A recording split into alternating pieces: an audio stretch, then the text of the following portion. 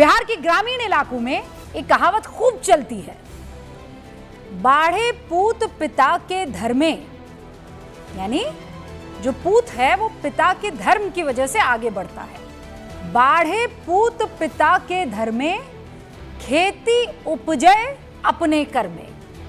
और खेती, उसकी उपज जो है वो आपके कर्म से होती है। ठीक है ना। अब ये कहावत क्यों कह रही हूं मैं? बिहार की अगर बात कर रही हूं, आज क्यों इस कहावत को मैं याद कर रही हूं, बताती हूं, धैर्य रखिए। तेजस्वी यादव को उनके पिता यानी लालू प्रसाद यादव के अच्छे कर्मों का खूब फायदा मिला, है ना। पहली बार विधायक बने, 25 साल की उम्र में बिहार के उप मुख्यमंत्री बन गए।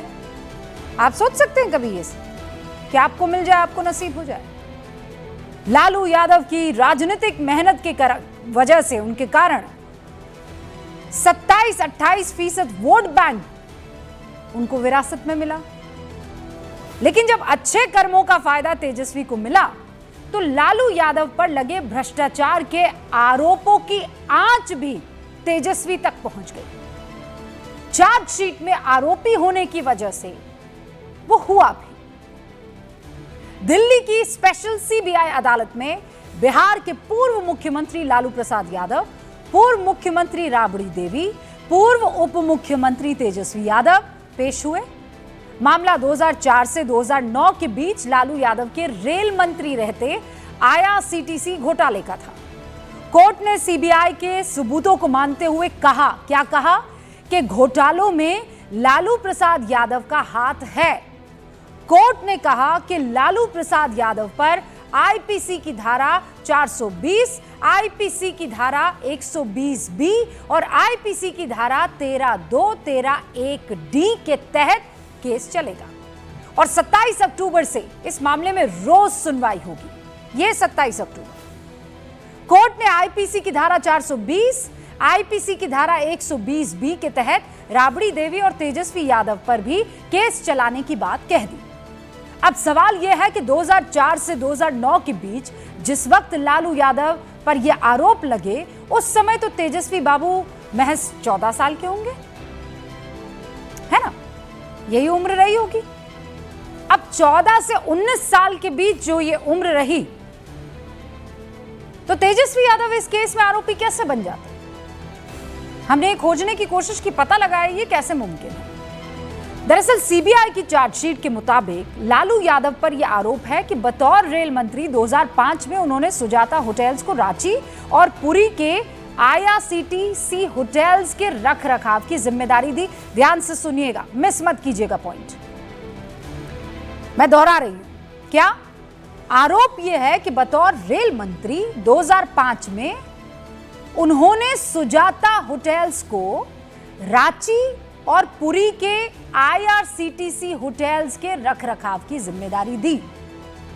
उसी दिन सुजाता होटल्स प्राइवेट लिमिटेड के मालिक जो हैं विनय और विजय कोचर, ये दोनों पटना में 3 एकड़ की कोई जमीन लालू प्रसाद यादव के करीबी एक शख्स, राज्यसभा सांसद प्रेमचंद गुप्ता की पत्नी सरला गुप्ता की एक कंपनी डीएमसीएल को बाजार से कम दाम पर बेच देते। उसी दिन फिर 2010 में यही डीएमसीएल, इसका मालिकाना हक राबड़ी देवी और तेजस्वी यादव के हाथों में आ जाता है और इसका नाम बदलकर हो जाता है लारा प्रोजेक्ट।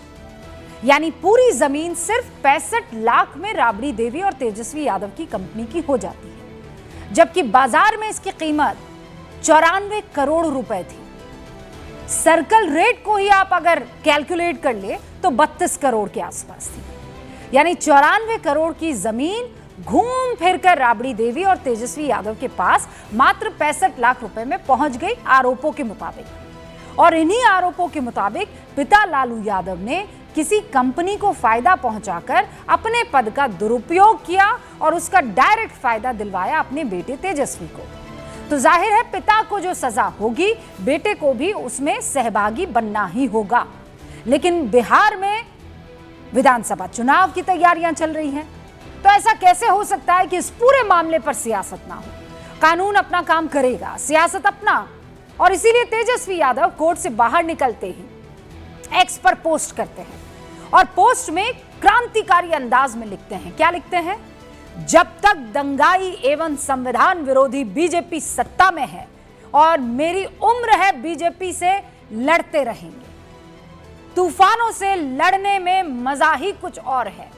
हमने संघर्ष पथ चुना है, संघर्ष पथ पर चलते चलते अच्छे मुसाफिर बन निश्चित ही मंजिल प्राप्त करेंगे। 1 महीना पहले बिहार आकर गृह मंत्री अमित शाह हमें धमकी दे रहे थे कि हमको चुनाव लड़ने लायक नहीं छोड़ेंगे, हम लड़ेंगे भी जीतेंगे भी, हम बिहारी हैं, बिहारी बाहरी से नहीं डरते, जय बिहार जय बिहारी।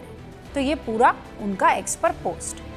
तेजस्वी के इस आरोप पर पलटवार करने जेडीयू सामने आई। जेडीयू एमएलसी और प्रवक्ता नीरज कुमार ने तेजस्वी से पूछा कि अगर वो इस घोटाले में शामिल नहीं थे तो उनके नाम पर जो संपत्ति गैर वाजिब तरीके से आई थी उसे तुरंत सरेंडर क्यों नहीं किया? अगर वो जमीन सरेंडर कर देते तो साबित हो जाता कि तेजस्वी लालू के भ्रष्टाचार में शामिल नहीं है। दूसरी तरफ बीजेपी ने आरोपों के तीर पूरे लालू परिवार पर चलाए। बीजेपी सांसद रविशंकर प्रसाद ने प्रेस कॉन्फ्रेंस की, लालू शासन की परिभाषा बताई। क्या कहा उन्होंने, मैं चाहती हूं आप सुने।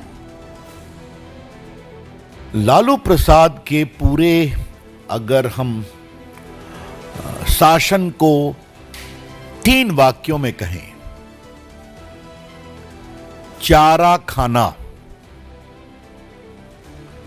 अलकतरा पीना बिटुमिन और सरकारी संपत्ति की बांटने में टेंडर में हेरा फेरी करना और जमीन प्राप्त करना, और चौथा 3 नहीं 4, चौथा जमीन दो नौकरी लो। ये 4 मॉडल है। तो बीजेपी जेडीयू के हमले के बीच आरजेडी आदेश की टाइमिंग पर सवाल उठा रही है। आरजेडी का कहना है कि जानबूझकर चुनाव के दौरान कोर्ट ने ऐसा आदेश दिया है और इसीलिए आज गूंज में बड़ा सवाल है, क्या कोर्ट के फैसलों को सियासी चश्मे से देखना संविधान की रक्षा करना है? क्या लालू यादव का भ्रष्टाचार तेजस्वी के लिए ग्रहण साबित होगा? और क्या आज के आदेश का गृह मंत्री अमित शाह के बयान से कोई लेना देना है? शुरू कर रही हूं गूंज।